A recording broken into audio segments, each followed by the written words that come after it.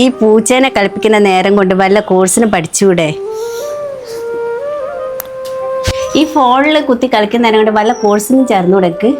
എൻ്റെ ഫ്രണ്ടിനും മക്കളെ ക്ലാസ്സിനൊക്കെ പോകാൻ തുടങ്ങി. വേഗം തന്നെ ഒരു കോഴ്സ് ചെയ്തിട്ട് പെട്ടെന്ന് ജോലിയിൽ കയറണം. എല്ലാ സംസ്ഥാനങ്ങളിലും നമുക്ക് സാധ്യതകളുള്ള ഒരു കോഴ്സാണ് ഒപ്റ്റോമെട്രി.